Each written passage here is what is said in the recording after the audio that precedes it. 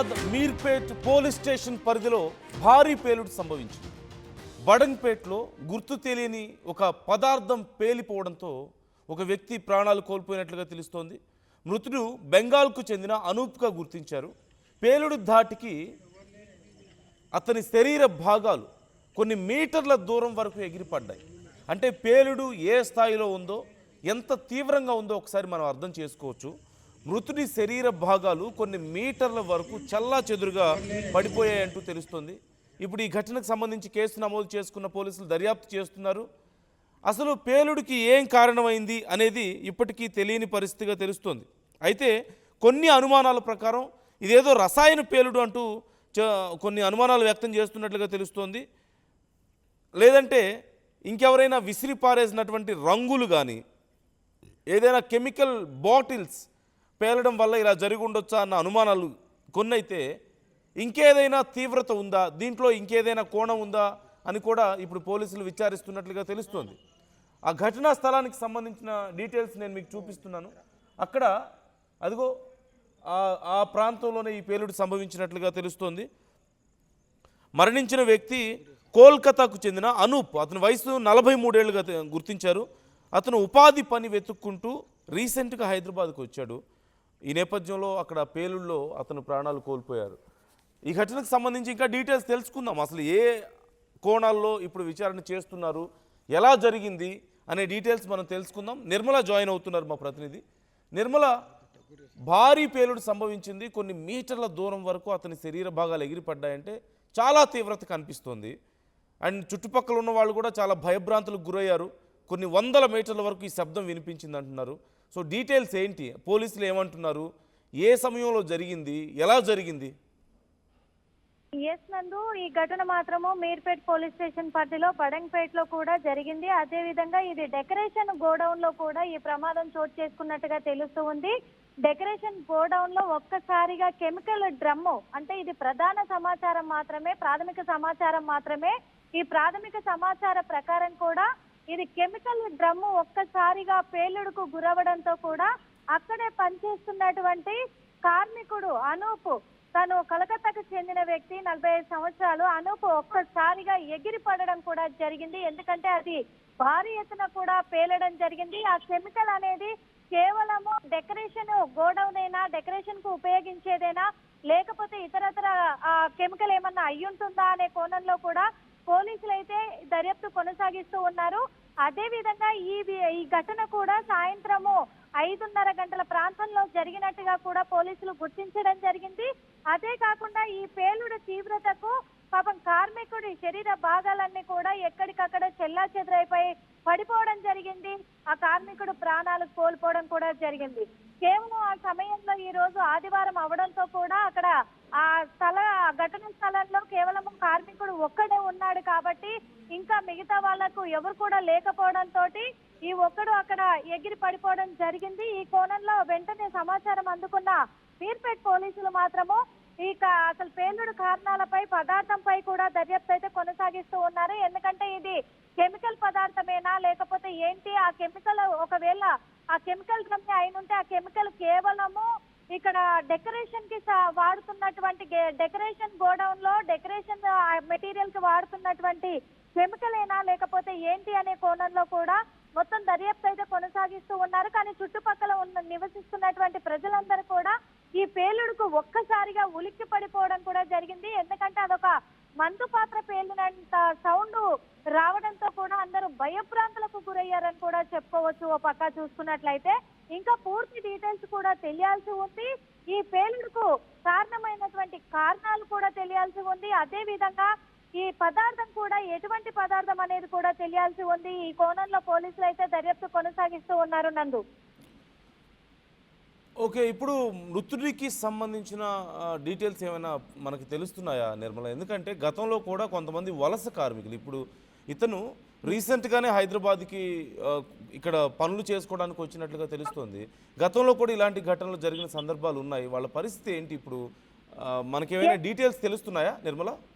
Yes నందు, ఇటీవలే కొంతకాలం క్రితమే అనూప్ అయితే ఇక్కడికి వృత్తిరీత్యా రావడం జరిగింది అని తెలుస్తూ ఉంది. తను కలకత్తాకు చెందిన వ్యక్తిగా కూడా పోలీసులు అయితే చెప్పడం జరిగింది. అలాగే తను పనుల కోసమే వచ్చినట్లుగా కూడా సమాచారం కూడా ఉంది. తను పనుల కోసం వచ్చి కూడా ఇక్కడ డెకరేషన్ గోదాంలో ఫస్ట్ తను వృత్తిరీత్యా కూడా తనకు పని కావాలి అంటూ ఇక్కడే కొంచెము పనులు చేసుకుంటూ ఉన్నట్టుగా కూడా తెలుస్తూ ఉంది. కానీ తను ఫ్యామిలీతో వచ్చాడా లేకపోతే ఒక్కడే వచ్చి ఇక్కడ పని చేసుకుంటున్నాడా అనే నేపథ్యంలో కూడా పోలీసులు దర్యాప్తు కొనసాగిస్తూ ఉన్నారు. ఎందుకంటే ప్రస్తుతం అక్కడ ఒక్కడే ఉన్నాడు కాబట్టి మొత్తం వివరాలు కూడా సేకరించే పనిలోనే ఉన్నారు. ఈ మృతుడు మాత్రము ఖచ్చితంగా కలకత్తా నుంచి వచ్చినట్టుగా పోలీసులు గుర్తించారు. తన ఆధార్ కార్డు డీటెయిల్స్ ప్రకారంగా కూడా కలకత్తాకు చెందిన వ్యక్తిగా కూడా గుర్తింపు అయితే చేయడం కూడా జరిగింది. నందు రైట్ నిర్మల, నేను మరిన్ని డీటెయిల్స్ కోసం మీతో మళ్ళీ కాంటాక్ట్లోకి వస్తాను. Thanks for the updates. So రీసెంట్గా ఆ కార్మికుడు ఇక్కడికి వచ్చినట్లుగా తెలుస్తోంది. 43 ఏళ్ల వయసు ఉన్నటువంటి వ్యక్తి.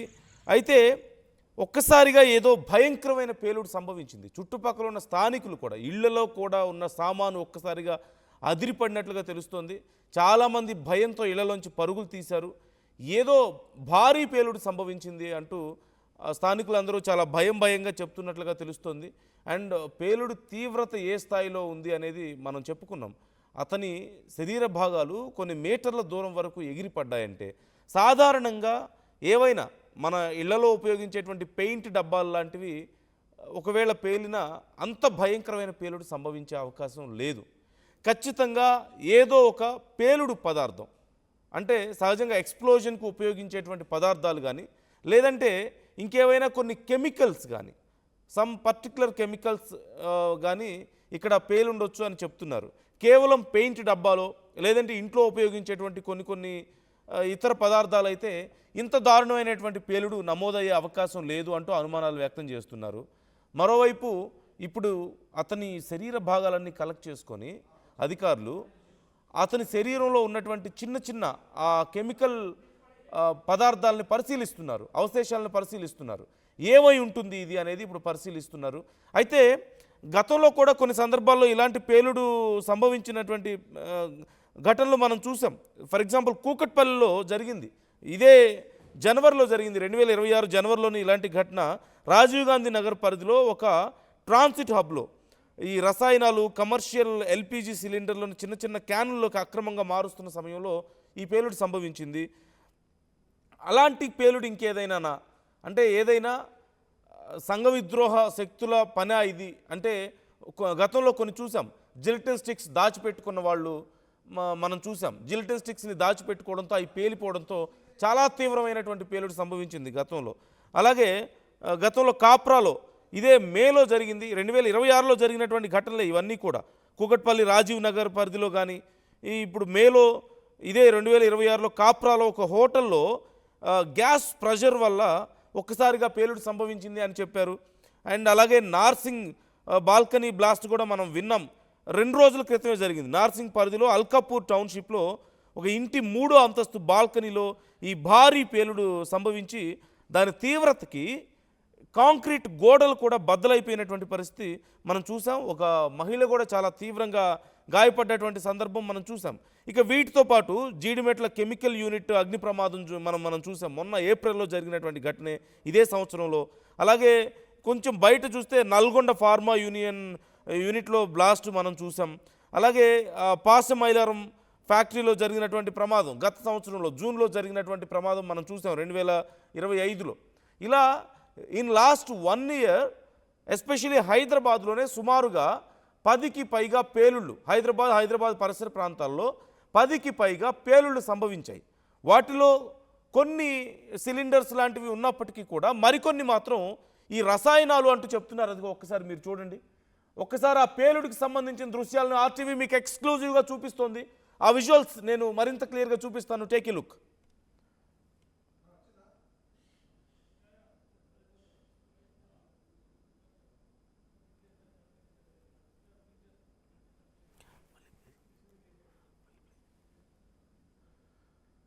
సో నేను అదిగో మీరు చూశారు కదా ఎంత భయంకరమైన పేలుడో చూడండి. ఒక పెద్ద గ్రనేడ్ పేలితే ఎలాంటి పేలుడు సంభవిస్తుందో, కొన్ని జిలిటిన్ స్టిక్స్ పేలితే ఎలాంటి పేలుడు సంభవిస్తుందో ఖచ్చితంగా ఏదో ఒక పేలుడు పదార్థంలా కనిపిస్తుంది. అంటే ఏదో పెయింట్ డబ్బాలో ఇంట్లో ఉపయోగించే చిన్న వస్తువుల్లా అది కనిపించడం లేదు. చాలా పెద్ద మంటలు ఎగిసిపడ్డాయి.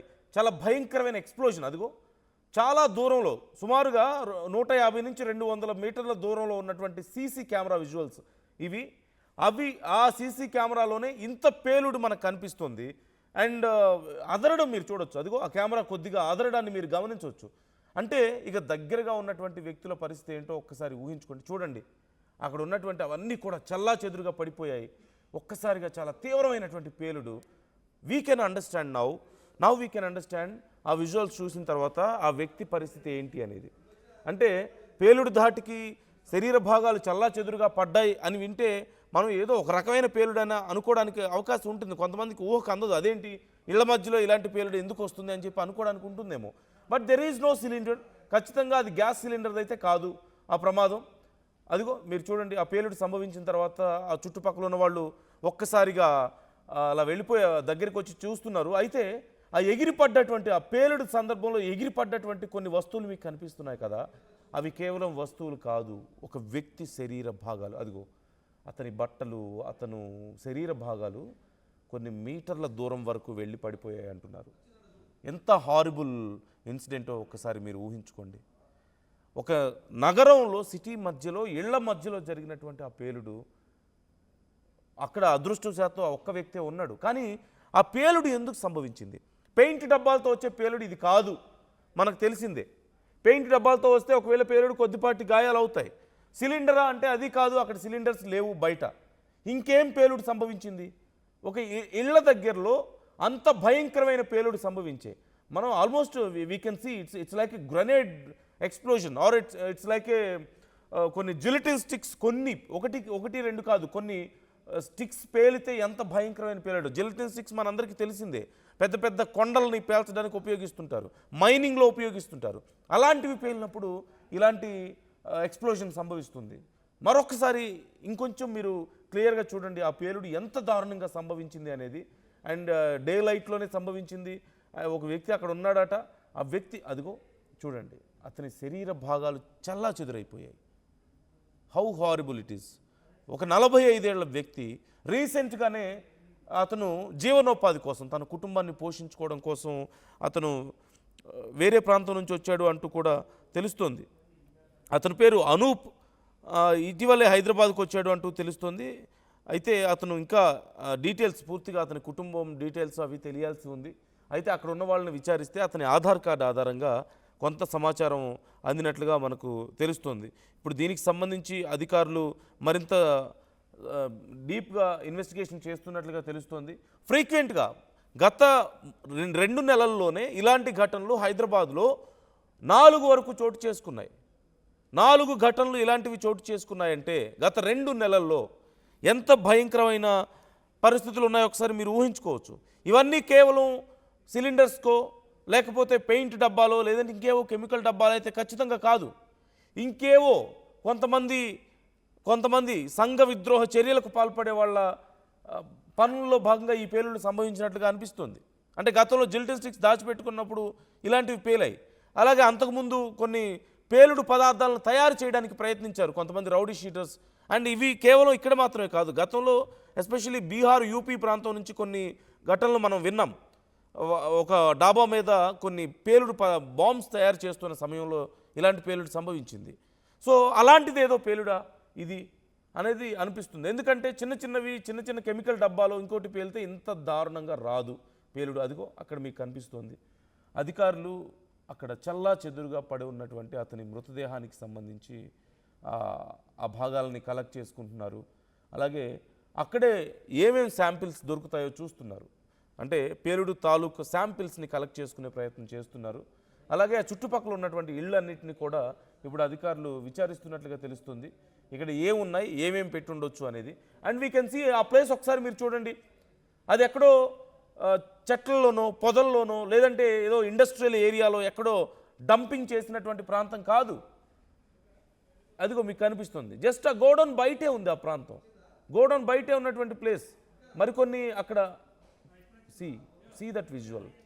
It's one of the horrible incident ఖచ్చితంగా.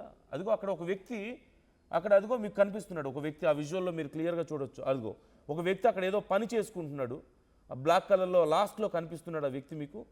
అండ్ ఆ పని చేస్తున్న సమయంలో అప్పుడు పేలుడు సంభవించింది ఆల్ ఆఫ్ సడన్గా. అండ్ జస్ట్ ఇమాజిన్ ఎంత భయంకరంగా ఉంటుంది ఆ పరిస్థితి అనేది. You can just imagine that situation. అదిగో మీరు ఆ ఘటన జరిగిన తర్వాత అక్కడి నుంచి మనుషులు పరిగెత్తుకుంటూ వచ్చారు. ఆ దూరంగా సుమారుగా 150-200 మీటర్స్ డిస్టెన్స్లో ఉన్నటువంటి సీసీ కెమెరాలో రికార్డ్ అయినటువంటి దృశ్యాలు మీకు రైట్ సైడ్ టాప్లో స్క్రీన్లో కనిపిస్తోంది. అండ్ డౌన్ సైడ్ ఉన్నటువంటి 2 విజువల్స్లో మీకు కనిపిస్తున్నాయి అధికారులు చేస్తున్నటువంటి విచారణకు సంబంధించిన డీటెయిల్స్. ఈ క్లోజ్ విజువల్లో అక్కడ కొంత బ్లర్ చేసింది ఆర్టీవీ. మీకు అవి చూడడానికి చాలా కష్టంగా ఉంటుంది కాబట్టి ఆ విజువల్స్ అక్కడ ఉన్నటువంటి రియల్ సిచ్యువేషన్ని మీరు చూడడానికి చాలా కష్టంగా ఉంటుంది కాబట్టి మేము వాటిని బ్లర్ చేస్తున్నాం. కాకపోతే పరిస్థితి చాలా దారుణంగా ఉందంటూ తెలుస్తోంది అక్కడ. ఆ చుట్టుపక్కల వాళ్ళు కూడా ఆ పేలుడు సంభవించిన తర్వాత ఏమైందో